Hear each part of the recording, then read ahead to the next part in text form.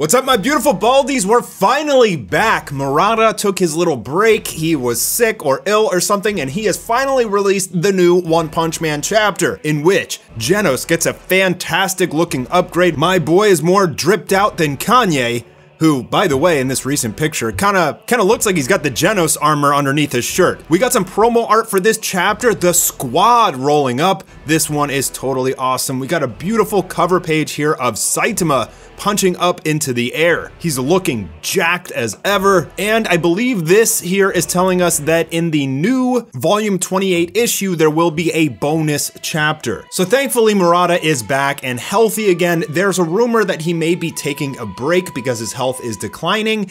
I don't know if he just got sick. I think this is like kind of like a big miscommunication going on because of something he said in a Twitter space.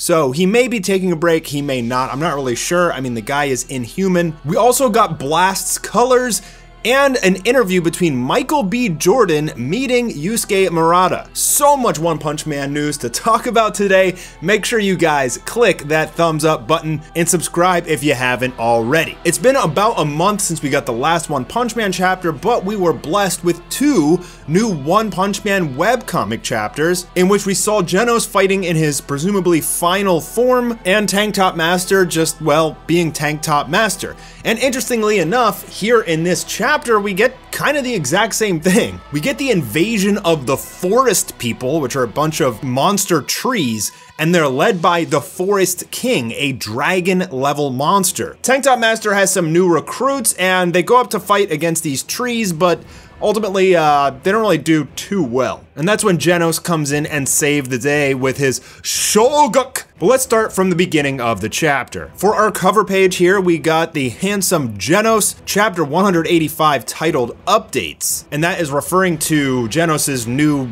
battle armor, his new updates. And for the opening sequence, we get some of Flashy Flash, and we see that he, as well as Child Emperor, are both kind of hunting for information. Flashy Flash is currently pinning down a monster, and he's asking about God.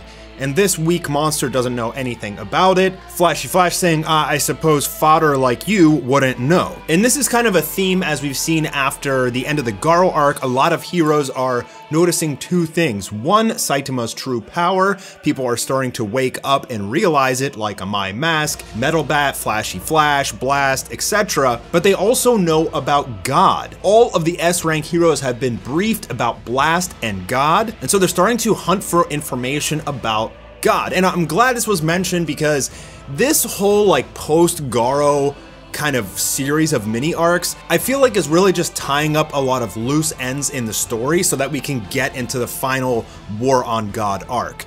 But there is so much rich history and lore in One Punch Man. If One and Murata don't want to end it, they could definitely extend the series for a very long time before getting into God. But personally, I think with all of this knowledge, they're going to be leading up into him after this, or probably after the Mad Cyborg arc. That's my opinion. I could be completely wrong. So this demon tries to attack Flashy Flash, won't give him information. Flashy Flash just slices him up like he's nothing, and he looks at this piece of paper with a drawing of Monako on it. So Monako, if you remember when Saitama and Flashy Flash were deep down in the Monster Association and they came into contact with God, they had this little monster friend with them that was acting like a flashlight, Monako. And Flashy Flash wants to find Monako again because he was one of the only other people that he knows of, at least a monster, that knows anything about God or interacted with God. So Flashy Flash says, I should go recruit Saitama as well. Despite his looks, he had decent talent. With a top tier mentor, he could become of some use. Interestingly, this in the story, minor spoilers here, but Flashy Flash is gonna try to like become the pseudo master of Saitama. And he kind of acts like he's Saitama's master, even though Saitama doesn't really care and never says okay. At least I don't think he says okay. Like, if he does, it's probably like this. Soka. But there's gonna be some hilarious interactions between Saitama and Flashy Flash coming up in the next chapter or two.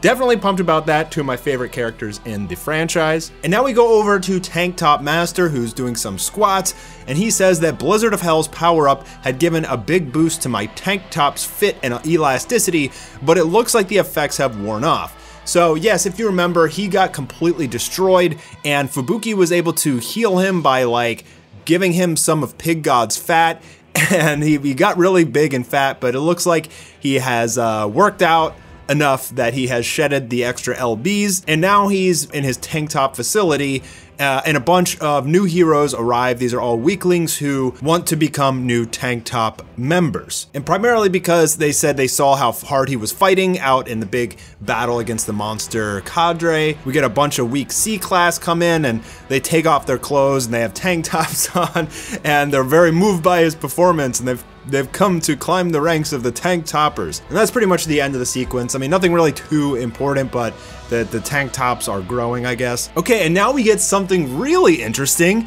Phoenix Man is back, but now he's like a baby chicken and he can't get stronger anymore like he was when he was Phoenix Man. So one of the biggest fights in One Punch Man Season 3 is going to be Child Emperor versus Phoenix Man, who he has like this like infinite Zenkai boost capability, kind of like Garo, I guess, and he was getting so insanely strong, Child Emperor had to use everything on him, his last bit of energy, his final attack, and he actually ended up what we thought was destroying Phoenix Man. But if he had lived through that attack, he would have evolved even further and just been like above dragon level. So he survived, but now he's like a baby chick. Child Emperor's talking to him, has a gun pointed at him, and he's just looking for information about God, essentially. Child Emperor wants to know about the dark side of the association. He wants to know the source of Phoenix Man's intel and just tell him everything. Again, similar to Flashy Flash, a lot of the S-rank heroes are kind of going around gathering intel and trying to find more information about God and who's really pulling the strings. Now we go over to Darkshine, who is,